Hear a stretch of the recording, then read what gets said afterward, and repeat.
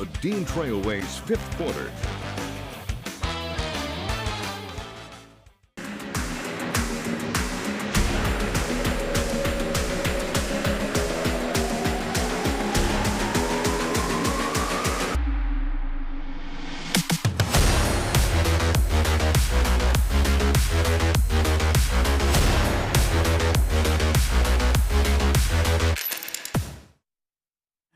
Well, we couldn't have asked for better weather for week 7 of the high school football season. And while it was nice outside, we're going to be starting the Dean Trailways fifth quarter tonight a little cooler. Thanks for tuning in. I'm Ian Kress. And I'm Haley Shongart. It's not often you have a top 4 matchup at Munn Ice Arena. That was the case tonight as number 4 Michigan State welcomed in number 2 Boston College.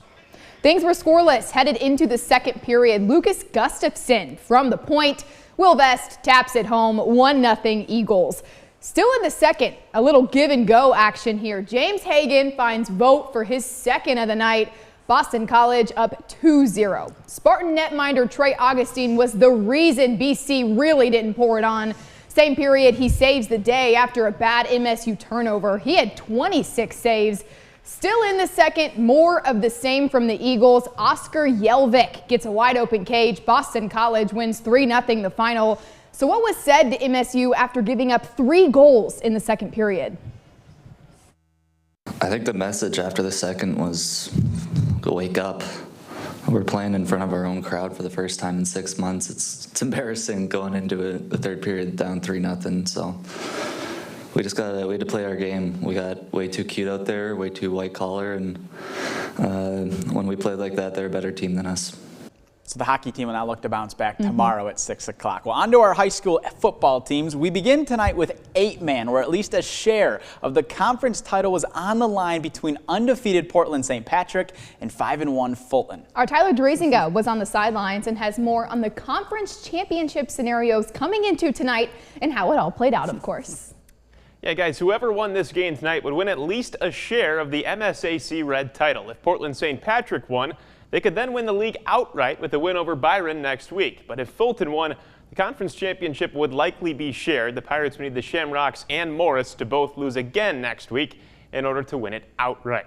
This was a great down-to-the-wire ball game tonight. We pick up the action in the fourth quarter. St. Patrick trailing 16-14, but quarterback Brady Leonard fires over the middle and hits Charlie Thalen in the end zone to cap off a long touchdown drive and give the Shamrocks a 20-16 lead with just over 6 minutes to go.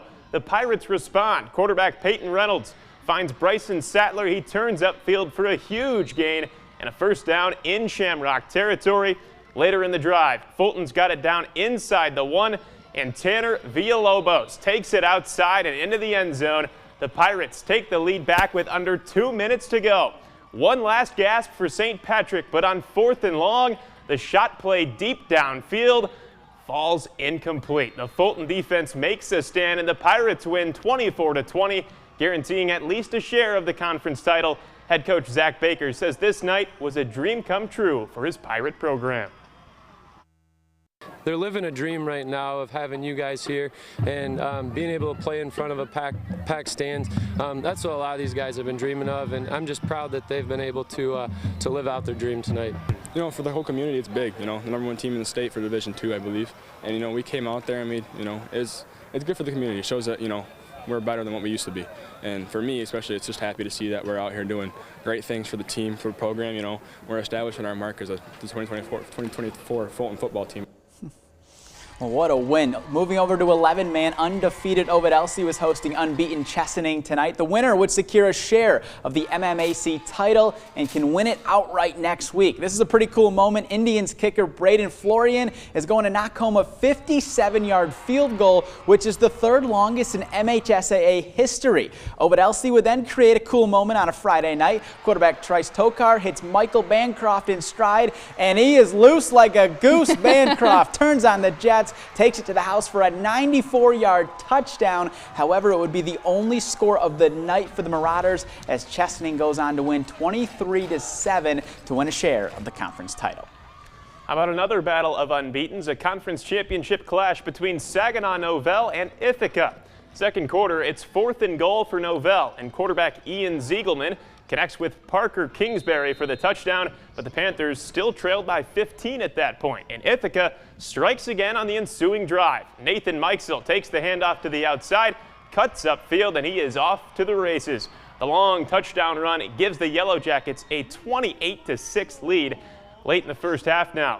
Ithaca's Jackson Kahn airs it out for Elijah Smith, who makes a terrific catch while colliding with the referee. Don't worry, no officials were harmed in the making of this highlight. Everybody was all right, and it was all Ithaca tonight. The Yellow Jackets win the TVC Blue Conference Championship with a 42-19 victory. The ref should get a tackle yeah, for that is crazy. Well, the DeWitt football program has had some incredible seasons over the years. That is no secret. But the Panther offense this fall is on pace to break all sorts of program records. Through the first 6 games of the season, DeWitt has scored an incredible 362 points. To put that into context, the 2021 DeWitt team holds the program record for points in a season. That team only scored 286 yes, points through the first 6 weeks. The Panthers aim for the stars as they take on the Grand Ledge Comets. See what I did there. First quarter, DeWitt's Elliott Lerner hands it off to Travers Moore, who does what he does best, running the football. A nice pickup by Moore. The Panthers would march it down all the way to the 1-yard line, and Lerner decides, he'll just do this one himself. Pushing his way in for 6. And he had something to say about it, too. When you play like he does, you can talk a little bit of trash. Of course. Yeah, DeWitt in front, 7-0. Still in the first, Grand Ledge tries to go through the air, except it finds the waiting arms of DeWitt's Abram Lerner. He's got some blockers and nothing but green grass in front of him. Another week, another outstanding performance from the Lerner twins. The Panthers shut out the Comets 42-0. As for another CAAC Blue matchup, Lansing Everett was hosting East Lansing, and the Vikings were looking for their first win over the Trojans since 2014. First half, we've seen J.L. Branson show off the hops during basketball season. Well, tonight he was showing them off in the end zone. Branson's going to make a sick leaping grab on a throw from Ben Fletcher and gives the lead to East Lansing with under 2 minutes until halftime. However, Everett would answer back in a hurry. Najee Davidson throws a strike to Karan Turnley in the middle of the field, and Turnley is going to fight off a few Trojans and take it 79 yards to the house for his second touchdown of the half, helping the Vikings lead by 2 at the break. East Lansing would then pull out the deep ball in the third quarter. Fletcher goes downfield, and it lands in the arms of Daryl Jeter to give the lead right back to EL. Fourth quarter now, Everett was facing 4th down near the goal line, and standout running back, he's going to take it into the end zone, and it is now a tie game at 26. Now from there, Michigan State commit Jace Clarizio would just take over. The senior running back absorbs the contact and gives the lead to East Lansing late in the fourth quarter, and after Everett was forced to punt, Clarizio would be oh so gone. A house call on the first drive of the play of the drive. East Lansing goes on to win big 39-26 for a big conference win. One other CAAC Blue score we want to mention, Okemos took down Coldwater tonight 21-14 for the program's second win this season. Yeah, great win for the Wolves. And with that being said, it's time for our first break of the night. And when we come back, we're going to check in on the CAAC Red, which includes a familiar name running wild once again. Those highlights next when the Dean Trailways fifth quarter returns.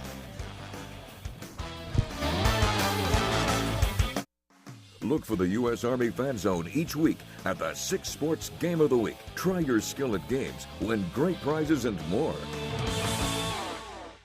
What does it mean when people say America is a land of opportunity? It means the power to discover, To redefine yourself. To improve yourself. to challenge yourself. To realize there's more in you Than you ever knew. that you could do. Means giving people an open field to explore what they do best. With the best tools, The best training. the best technology in the world. We bring out the best in the people who serve. So you can be all you can be. Alyssa Slotkin's lying about EV mandates. No one's going to mandate anything. Just 3 weeks ago, Slotkin voted for Biden's EV mandate and voted to ban gas cars. Slotkin's lying to hide her secret deal that helped a Chinese EV company. Slotkin took campaign cash from Chinese agents, then voted for their EV mandates that would ship Michigan jobs to China. Lies, EV mandates, and Chinese cash. That's Alyssa Slotkin. I'm Mike Rogers, and I approve this message. Join Mike's team. Give today. A secret agreement. Millions in taxpayer money to a company controlled by China. Thanks to liberal lobbyist Curtis Hertel, a national security threat. Loyalty to the Chinese Communist Party. Curtis Hertel's campaign got thousands, funded by a firm with foreign agents tied to the CCP. Taxpayer money, a Chinese threat, and liberal lobbyist Curtis Hertel. Congressional Leadership Fund is responsible for the content of this advertising. In 2016, Donald Trump said he would choose only the best people to work in his White House. Now those people have a warning for America. Trump is not fit to be president again. Here's his vice president. Anyone who puts himself over the Constitution should never be president of the United States. I cannot in good conscience endorse Donald Trump this year. His defense secretary. Do you think Trump can be trusted with the nation's secrets ever again? No. I mean, it's just irresponsible action that places our service members at risk, places our nation's security at risk. His national security advisor. Donald Trump will cause a lot of damage. The only thing he cares about is Donald Trump. And the nation's former highest-ranking military officer. We don't take an oath to a king or a queen or to a tyrant or a dictator. We don't take an oath to a wannabe dictator. Take it from the people who knew him best. Donald Trump is too big a risk for America. I'm Kamala Harris, and I approve this message. I grew up in a Republican family, and I would have considered myself to be pro-life. But when my pregnancy was in crisis, I needed to have an abortion to save my life. Anti-abortion extremists believe they should make those decisions, not my doctors. Mike Rogers supports a nationwide ban on abortion. It's a ban with no exceptions, even in cases of rape and incest. I'm scared Mike Rogers will strip away even more of my rights. I'm Melissa Slotkin, and I approve this message. Welcome back. With their 40-10 win over St. John's last week, the Mason Bulldogs secured at least a share of the conference title for the 6th straight year. Tonight, they looked to win it outright against Fowlerville. This was the first of 3 straight home games for the Bulldogs to close out the regular season. Mason's flyover was rescheduled for tonight. What a cool thing pregame. That's so beautiful. In the first quarter, Fowlerville looking to pass. Mason's Caleb Vaughn had some other plans. He rises up for the snag. Great catch, my friend. That's impressive. Still in the first, Mason quarterback Kaysen Carswell winds up a long ball. It lands right in the breadbasket of Troy Peters. 7-zip Mason. These catches tonight were unreal, you guys. Still in the first, Carswell this time. He's going to connect with, here it comes. Wait for the dramatics. Sam Corey. Nobody was going to bring him down. Shakes off the defender. Say it with me, everyone. How about them Bulldogs? Mason wins 42-7 the final. Staying in the CAAC Red, St. John's was looking to bounce back on the road against Hazlitt. The Red Wings were up 14-7 at halftime, but then they let standout running back Corey Amakri get loose for Hazlitt. The 4-star running back always seems to find our camera on a Friday night as he's going to help tie up the game with this score early in the third quarter. And my man Special K wasn't done there. Amakri's going to get to show off his passing game skills as Eric Lardy, the quarterback, is going to find the junior downfield for his second TD of the half. Hazlitt goes on to shut out St. John's in the second half and win this game 35-14. Moving right along, Lansing Eastern welcomed in Williamston. The Hornets got right to business. First quarter, quarterback Caleb Nielsen hands it off to running back Joseph Smith. Check out the wheels on my guy. He gone. Williamston up 7-zip. Still in the first, Nielsen tosses it up and Thomas Pratt says, you know what? Give me that. Ooh. Even with a defender all over him, what a snag. Williamston wins 52-16 the final.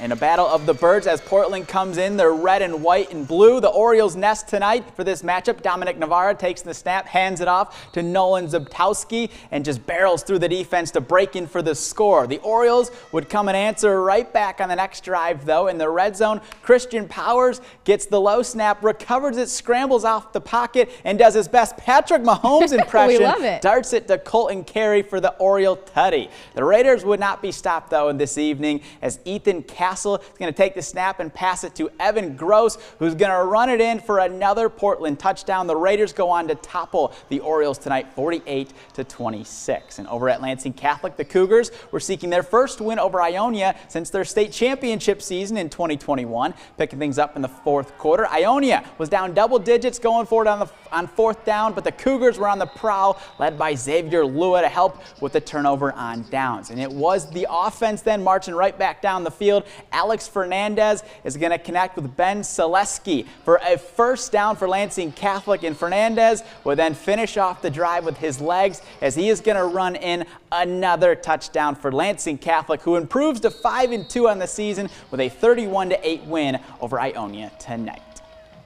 Lansing Sexton hosting Eaton Rapids. We've got a fan dressed as a traffic cone here. If you want comedy, there you go. If you want an explanation, I can't help you. To the game, first drive for the Sexton offense. Quarterback Aspen Keys has a man over the middle, throws a perfect pass right into the breadbasket of Josiah Stewart for a big first down. On the very next play, Diamore Andrews gets good blocking and waltzes into the end zone. J-Dubs grab the early lead. Next Sexton possession, it's Keys slinging it again. This time he's got his man Tavian Smith in the end zone for another Sexton touchdown. The J-Dubs roll to a 63-7 win over Eaton Rapids. We've got to take one more timeout, but when we come back, we'll head down to the Jackson area to check in with Lumen Christie in a clash between Parma Western and Jackson Northwest. The Dean Trailways fifth quarter is sponsored by Dean Trailways of Michigan. Call it a sense of purpose, a higher calling. At Dean Transportation, we call it our passion. It's simply who we are. 60 years of pioneering the best health and safety standards because safe student transportation is essential. We are hard-working folks, connecting children to learning, schools to our communities, and you to a better career. Want to make Mid-Michigan a better place? We'll put you in the driver's seat.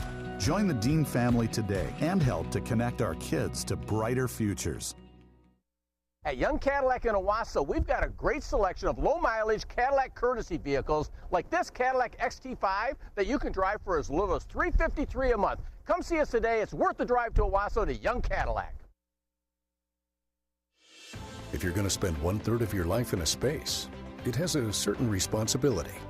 At Innovair, we understand that an office environment can affect how your organization is perceived by your customers and valued employees. For nearly 20 years, Innovair has been helping companies of all sizes create the best environment for their business. We design spaces that combine innovation and technology to create something that's as unique as your business. Innovair, innovating your office spaces just for you. The Okemos Wolfpack program is a program that has facility dogs in schools.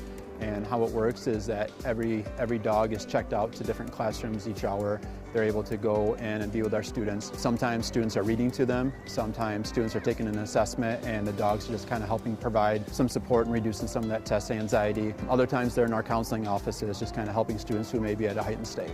Just creating that atmosphere for them to be able to just feel calm and connected is important for us. Nevada, one of the most diverse and independent states in the country, with a Senate seat up for grabs. Thursday, Democrat Jackie Rosen fights for re-election against Republican Sam Brown. It could be the race that tips the balance of power in the Senate, and it's a debate you'll see exclusively on News Nation. There's plenty to talk about, and we'll continue it here at News Nation. Debate Night in America, Thursday, 10/9 Central, only on News Nation.